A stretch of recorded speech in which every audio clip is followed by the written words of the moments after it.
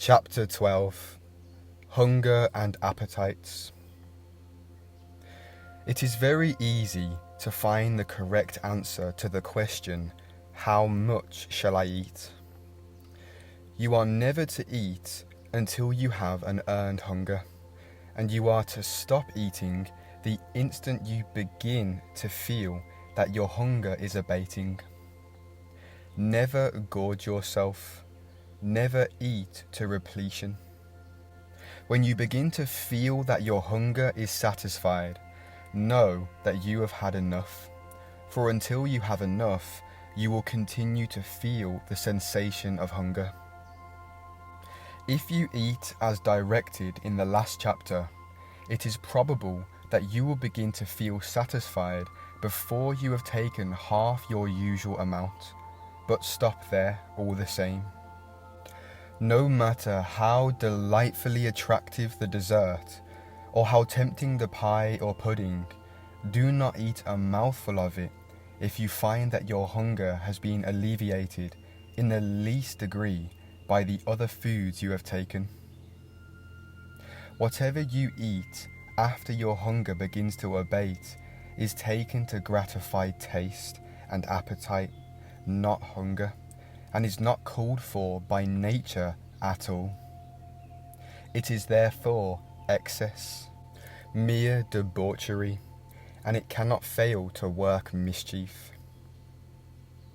This is a point you will need to watch with nice discrimination, for the habit of eating purely for sensual gratification is very deeply rooted with most of us. The usual dessert of sweet and tempting foods is prepared solely with a view to inducing people to eat after hunger has been satisfied, and all the effects are evil. It is not that pie and cake are unwholesome foods. They are usually perfectly wholesome if eaten to satisfy hunger and not to gratify appetite.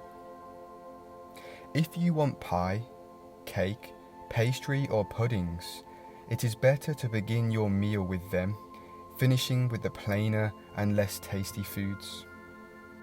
You will find, however, that if you eat as directed in the preceding chapters, the plainest food will soon come to taste like kingly fare to you, for your sense of taste, like all your other senses, will become so acute with the general improvement in your condition that you will find new delights in common things.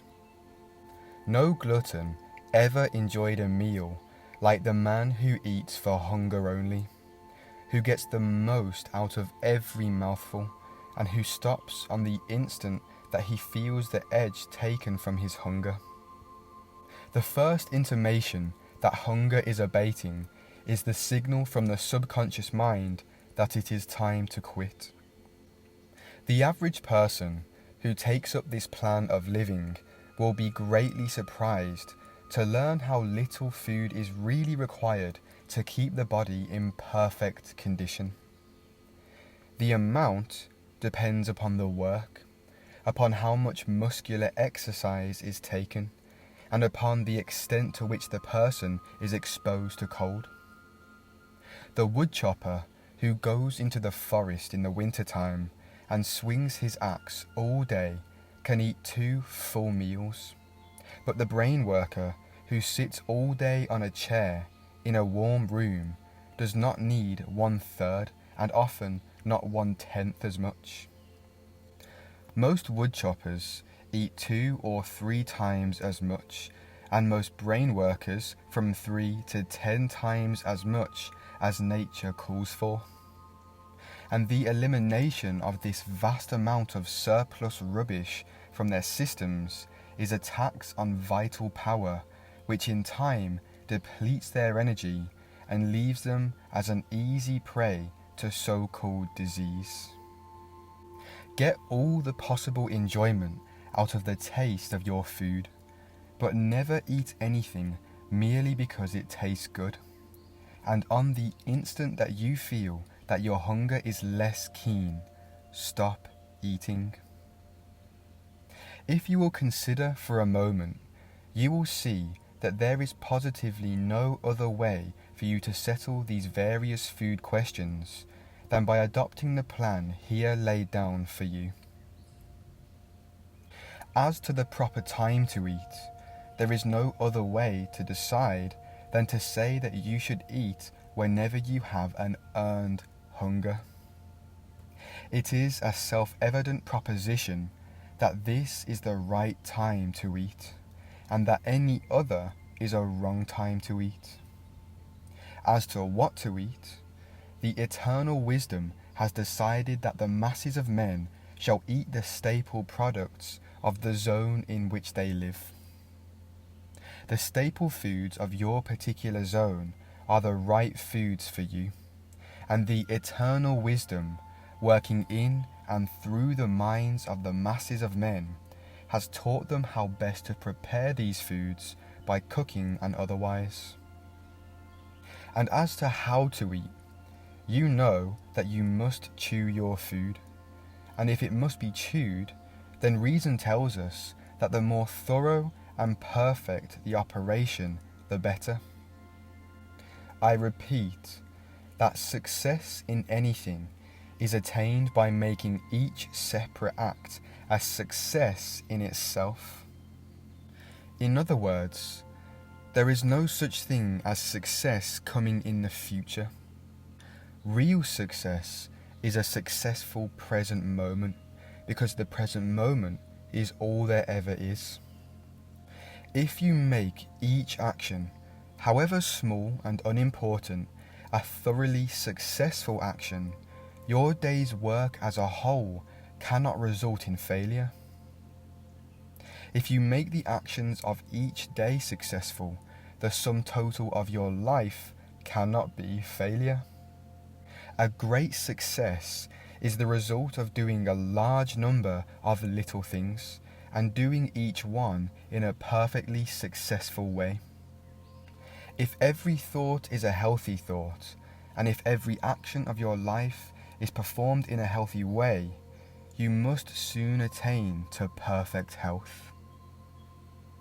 It is impossible to devise a way in which you can perform the act of eating more successfully and in a manner more in accord with the laws of life than by chewing every mouthful to a liquid, enjoying the taste fully, and keeping a cheerful confidence the while. Nothing can be added to make the process more successful, while if anything be subtracted, the process will not be a completely healthy one. In the matter of how much to eat, you will also see that there could be no other guide so natural, so safe and so reliable as the one I have prescribed: to stop eating on the instant you feel that your hunger begins to abate. The subconscious mind can be trusted with implicit reliance to inform us when food is needed, and it may be trusted as implicitly to inform us when the need has been supplied. If all food is eaten for hunger, and no food is taken merely to gratify taste, you will never eat too much. And if you eat whenever you have an earned hunger, you will always eat enough. By reading carefully the summing up in the following chapter, you will see that the requirements for eating in a perfectly healthy way are really very few and simple. The matter of drinking in a natural way may be dismissed here with a very few words. If you wish to be exactly and rigidly scientific, drink nothing but water. Drink only when you are thirsty. Drink whenever you are thirsty, and stop as soon as you feel that your thirst begins to abate. But if you are living rightly in regard to eating, it will not be necessary to practice asceticism or great self-denial in the matter of drinking. You can take an occasional cup of weak coffee without harm. You can, to a reasonable extent, follow the customs of those around you. Do not get the soda fountain habit. Do not drink merely to tickle your palate with sweet liquids. Be sure that you take a drink of water whenever you feel thirst. Never be too lazy, too indifferent, or too busy to get a drink of water when you feel the least thirst. If you obey this rule, you will have little inclination to take strange and unnatural drinks. Drink only to satisfy thirst. Drink whenever you feel thirst, and stop drinking as soon as you feel thirst abating. That is the perfectly healthy way to supply the body with the necessary fluid material for its internal processes.